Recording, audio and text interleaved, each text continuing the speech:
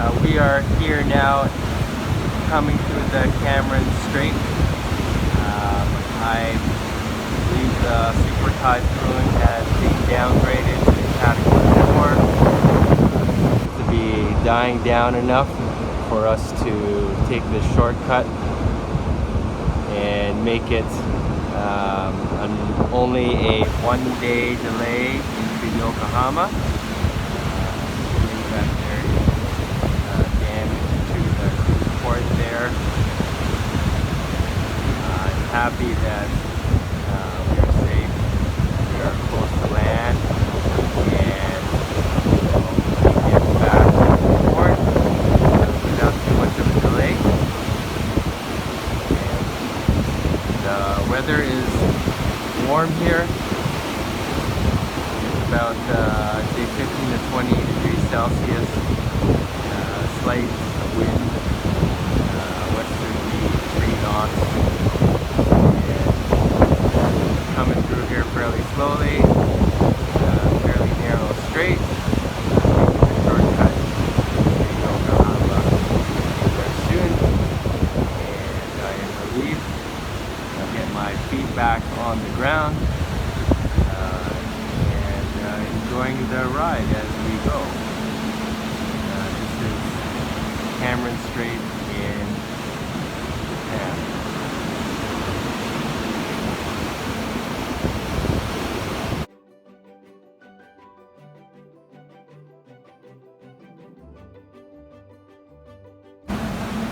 This is the other side of the ship, and you can see how close we are to shore. There's quite a bit of industry here compared to the other side. We're just passing what looks like some storage for energy, maybe oil or natural gas. Japan's economy worldwide is ranked 3 or 4 depending on where you're getting your data. At one time, it was the world's greatest economy, but it's declined since then. They recovered quite quickly after the Second World War, but they've been stagnant for about 3 decades. The 90s is considered the lost decade in Japanese economy. They're going through some sovereign debt and demographic issues. It doesn't look like they're going to recover from it. But from this view, it looks like industry is quite good.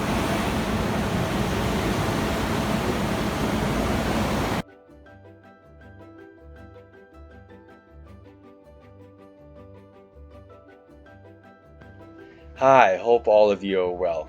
Today is the morning of Saturday, October the 13th.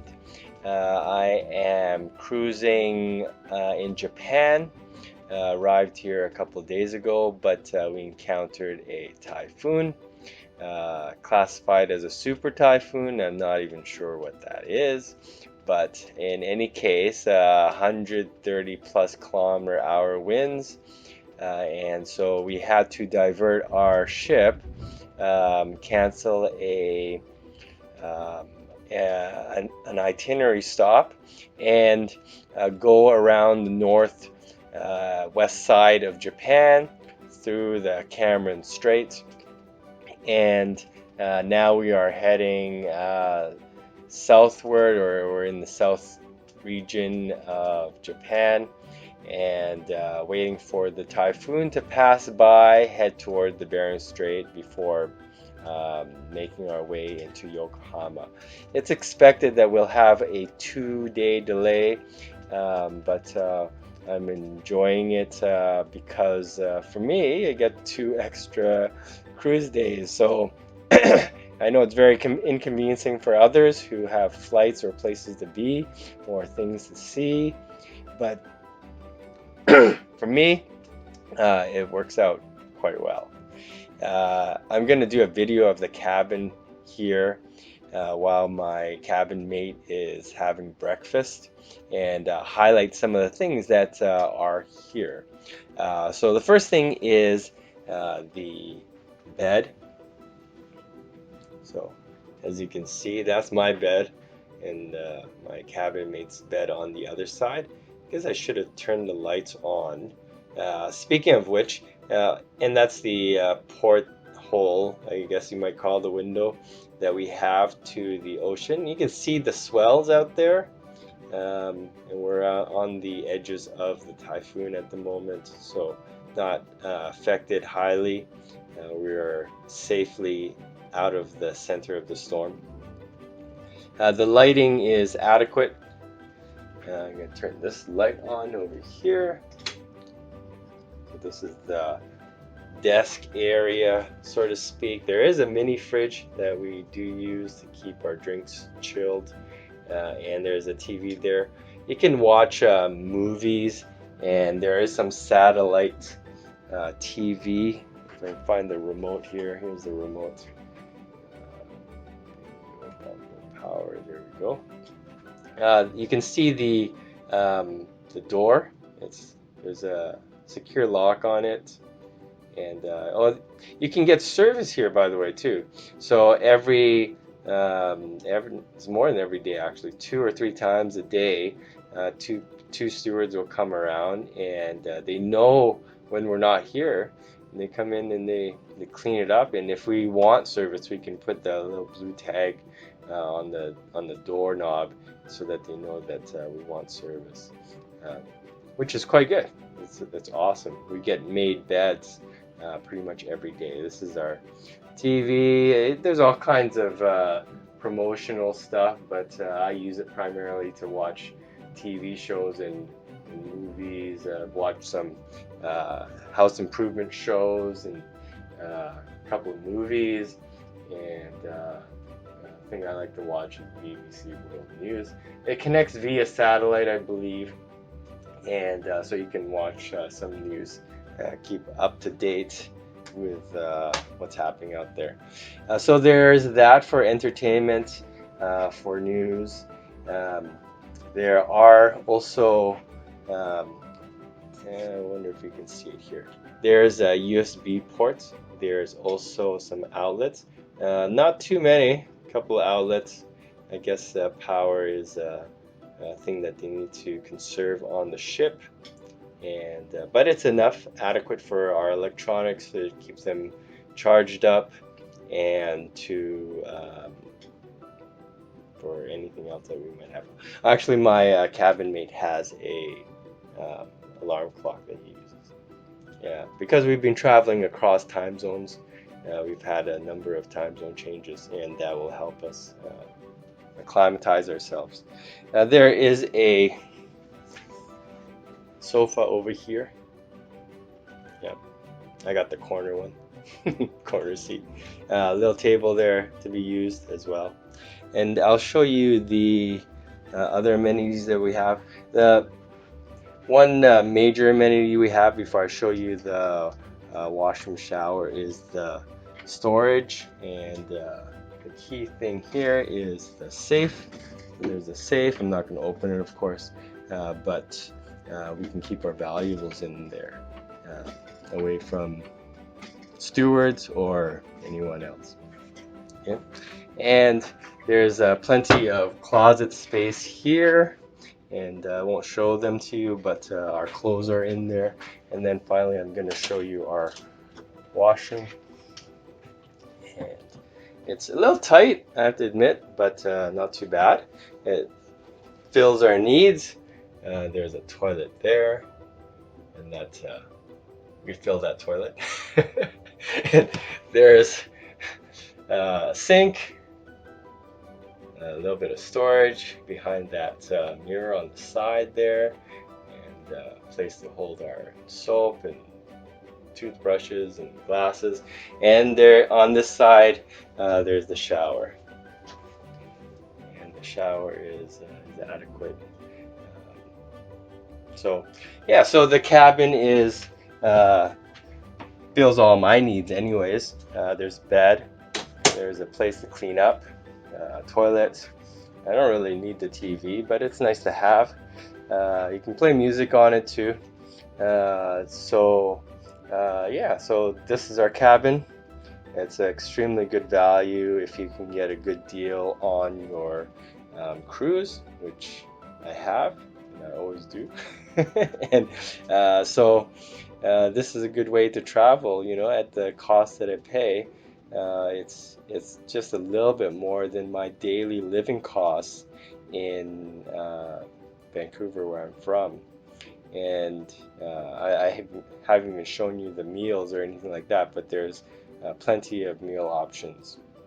So this is how I'm traveling. I plan to travel like this across the ocean and to wherever I can. Do the same thing via train. Trains are similar value, and so I think this is a good opportunity for me at my stage of my life to travel a little bit and to expand my horizons.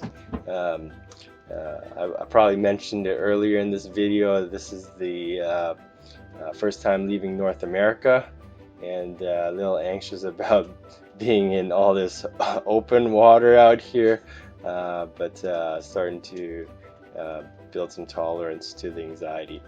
So traveling is really important. You get to learn to access other cities of the world, other countries of the world, and this is something that I believe has extremely broad educational value. I'm gonna teach my son these skills as I learn them as well, and hopefully he'll get the opportunities to go to places he's never been to, and then know how to go to other places as well. Until next time, please subscribe and comment, like that video if you like this content, and until next time, let us go now.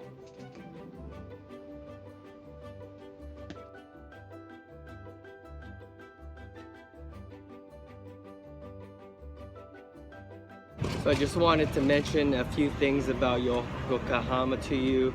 It's not a small city by any stretch, quite large, quite metropolitan, very large Chinatown down here, and a very clean one. The whole city is generally quite clean and well organized. A few things that I had trouble with, reading the signs, for example. Everything's in Japanese, of course, and not really being able to find what I need.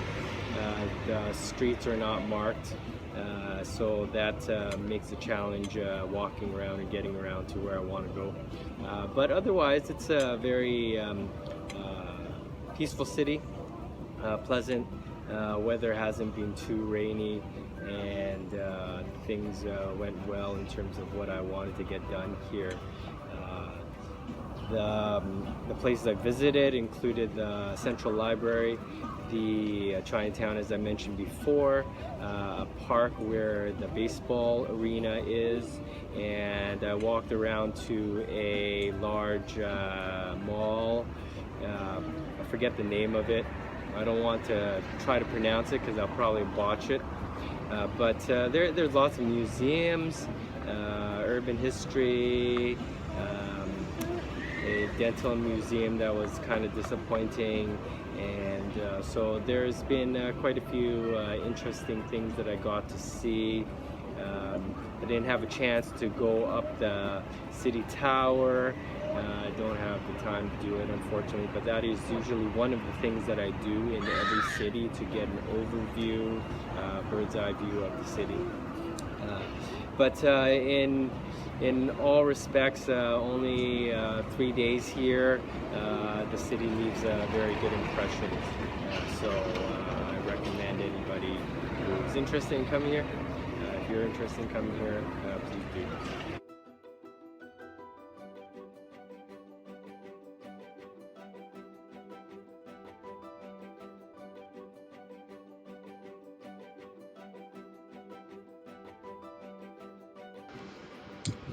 So I went to the coffee shop Doutor. Looks like a Japanese franchise type of coffee shop. Got a good internet connection.